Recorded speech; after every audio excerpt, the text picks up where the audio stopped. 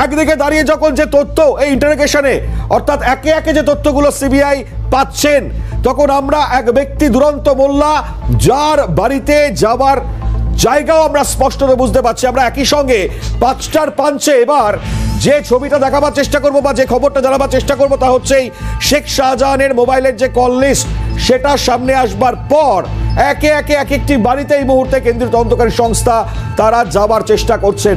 এই যে দুরন্ত মোল্লা যার নাম বলছি তার কাছ থেকে কি তথ্য বা এরপর আরো এক ব্যক্তি যার নাম সামনে এসছে তার বাড়িতেও বা তার কাছেও পৌঁছবার চেষ্টা এই মুহূর্তে করা হচ্ছে। আমরা এই কল লিস্ট খতিয়ে দেখে দুরন্ত মোল্লার নাম যেমন সামনে পাচ্ছি এবং একই সঙ্গে দাঁড়িয়ে সেখানকার স্থানীয় যারা রয়েছেন অর্থাৎ যারা স্থানীয় প্রভাবশালী ব্যক্তিত্ব বা পঞ্চায়েতের যারা সদস্য বলুন যে স্থানীয় গোটা ছবিটা এই মুহূর্তে কতটা ক্লিয়ার হচ্ছে আমরা একটুখানি জানবার চেষ্টা করব। আমাদের সঙ্গে মফিজুল এই মুহূর্তে সরাসরি যোগ দিয়েছে, আমি পাচ্ছি মফিজুলকে। মফিজুল, এই মুহূর্তে শফিকুল বলে একজন ব্যক্তি যার বাড়িতে যাচ্ছেন কেন্দ্রীয় তদন্তকারী সংস্থা, তো কি জানতে পারছো? কারণ দুরন্ত মোল্লার পর এবার তার নাম আসছে সামনে।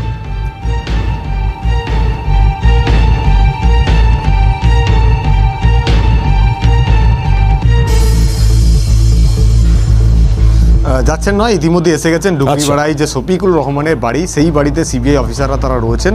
এই শফিকুল রহমান, যেটা জানা যাচ্ছে যে তাকেও ঘটনার দিন ফোন করা হয়েছিল, তার ফোনেও ফোন এসেছিল যে যখন তার বাড়িতে ইডির যে অভিযান চলে সেই সময় যে শাহজাহান শেখ, যা তুমি যেমনটা বলছিলে যে 28টা কল তিনি করেছিলেন, তার মধ্যে শফিকুল রহমানও একজন বলে কল লিস্টে চেক করে সিবিআই আধিকারিকরা সেটা কিন্তু জানতে পেরেছেন। যে কারণেই তার পরিবারের সদস্যদের সঙ্গে কথা বলে জানার চেষ্টা করা হচ্ছিল গত 5ই জানুয়ারি যখন ইডির ওপর হামলার ঘটনা ঘটে বা গত 5ই জানুয়ারি তখন শফিকুল রহমান কোথায় ছিলেন বা সেই দিন কোথায় ছিলেন, আর তিনি কি বাড়িতে ছিলেন নাকি তাকে ফোন করার পর তিনি গিয়েছিলেন কিনা বা তার ফোন এসেছিল কিনা। যে ফোনটা শফিকুল রহমান ব্যবহার করে সেই ফোনটা প্রয়োজনে তারা কিন্তু খতিয়ে দেখতে চান বা নাম্বারটা সেটা চেক করতে চান। এই কারণেই কিন্তু সিবিআই অফিসাররা এই মুহূর্তে একেবারে শফিকুল রহমানের বাড়ির সামনে বাড়িতে গিয়ে তার পরিবারে যারা সদস্য রয়েছেন তাদের সঙ্গে কথা বলছেন এবং বাইরে অবশ্যই কেন্দ্রীয় বাহিনীর নিরাপত্তারক্ষী তারা প্রত্যেকেই কিন্তু রয়েছেন। আর তুমি আর একটি নাম যেমন বললে দুরন্ত মোল্লা, দুরন্ত মোল্লা হচ্ছেন যে মানে তিনি কিন্তু তৃণমূল কংগ্রেসের সঙ্গে যুক্ত এবং শাহজাহান শেখের একজন ছায়াসঙ্গী হিসাবে এলাকায় পরিচিত। তার বাড়িতেও গিয়েছিল সিবিআই আধিকারিকরা, যদিও তাকে কিন্তু বাড়িতে পাওয়া যায়নি এবং কোথায় রয়েছেন পরিবারের সদস্যের কাছে জানার তারা চেষ্টা করেন, সেটাও কিন্তু পরিবারের সদস্যরা সঠিকভাবে বলতে পারেননি তিনি কোথায় রয়েছেন বা কী ব্যাপার। ফলে সব মিলিয়ে দুরন্ত মোল্লার বাড়িতে দীর্ঘক্ষণ কিন্তু সিবিআই অফিসাররা অপেক্ষা করলেও তার সঙ্গে কিন্তু কোনো রকমভাবে যোগাযোগ করা সম্ভব হয়নি। এমনকি দুরন্ত মোল্লা যে ফোনটা ব্যবহার করেন সেই ফোনটাও কিন্তু দেখতে চাইছিলেন সিবিআই অফিসাররা, সেটাও কিন্তু পরিবারের তরফ থেকে সিবিআইয়ের সঙ্গে তুলে দেওয়া বা সেটা কিন্তু সিবিআই আধিকারিকরা পাননি। ফলে যে কয়েকজনের সঙ্গে শাহজাহান শেখ বা শাহজাহানের অনুগামীরা ঘটনার জন্য ইডি অফিসারের ওপর হামলায় যুক্ত হতে যাদের ফোনে ফোন করা হয়েছিল বা যাদেরকে লোকজন নিয়ে ওই এলাকায় জড়ো হতে বলা হয়েছিল, তার মধ্যে এই শফিকুল রহমানের নামটাও সামনে এসছে। যে কারণেই তার বাড়িতেই সিবিআই অফিসাররা এসছেন এবং তার সঙ্গে তার পরিবারের সদস্যদের সঙ্গে কথা বলে চেষ্টা করছেন। সেদিন একেবারে নজরে রাখো মফিজুল, নজরে রাখো গোটা ছবি। আমরা অবশ্যই এই 5টার পাঞ্চে আপনাদেরকে জানাচ্ছি, আমাদের সঙ্গে গ্রাউন্ড জিরো থেকে একেবারে রিয়ালিটি আপনাদের সামনে তুলে ধরবার চেষ্টা করছি। আমরা খুব তাৎপর্যপূর্ণ ছবিটা দেখতেই পাচ্ছেন, এই দুরন্ত মোল্লা এবং তারপর এই শফিকুল রহমান যার নাম সামনে এসছে, এবার তার বাড়িতে যাওয়া হয়েছে। এর আগে আমরা দিদার বক্স বলে একজন ব্যক্তি যিনি সরাসরি বলে দিচ্ছেন যে এই মার্কেট থেকে টাকা যে তুলতেন এবং শেখ শাহজাহানকে দিতেন, সেই মার্কেট থেকে টাকা তোলার সেই ব্যক্তির নামও সামনে এবং তিনি বলেও দিচ্ছেন যে এই টাকা আমরা তুলতাম। আমরা যে ছবিগুলো দেখাচ্ছি একে একে তার মধ্যে আরো একটা বড় ছবি আপনাদের দেখাই, কারণ শেখ শাহজাহান তাকে যখন আজকে নিজাম প্যালেস থেকে বার করে ইএসআইতে নিয়ে যাওয়া হয়েছে, যখন তার স্বাস্থ্য পরীক্ষা চলেছে, সেই স্বাস্থ্য পরীক্ষার পর আমরা একটা মন্তব্য পেয়েছি আজকে। সেই মন্তব্যের জায়গায় তিনি বলছেন ভগবান বা আল্লাহ সবকিছু দেখছেন, আমি কিছু করিনি। তিনি পুরো এড়িয়ে গিয়েছেন বিষয়টি।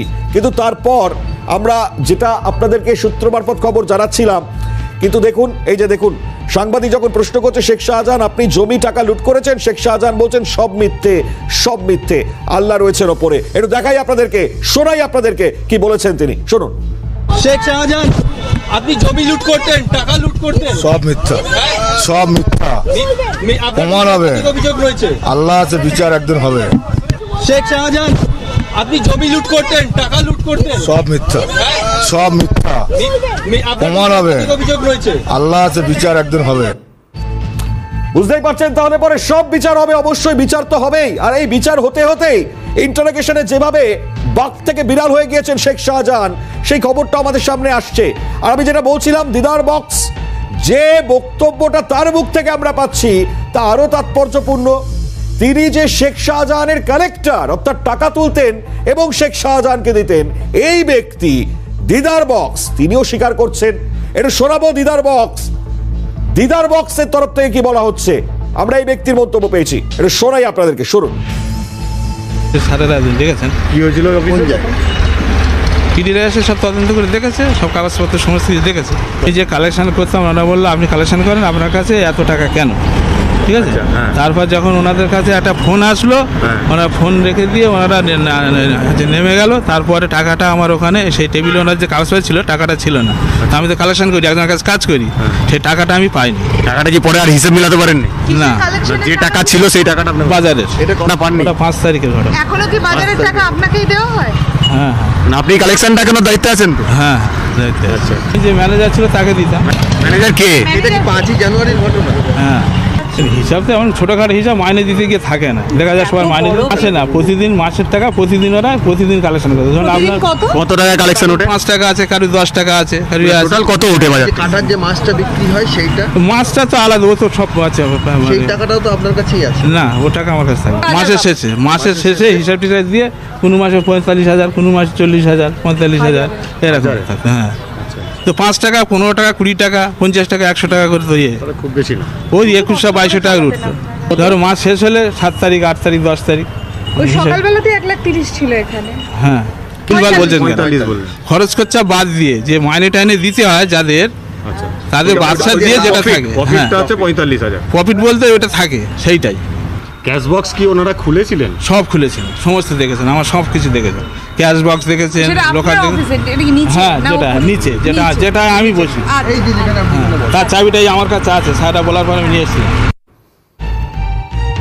5টার পাঞ্চে এই তিনটি খবর শেখ শাহজাহানকে নিয়ে ছিল খুবই তাৎপর্যপূর্ণ।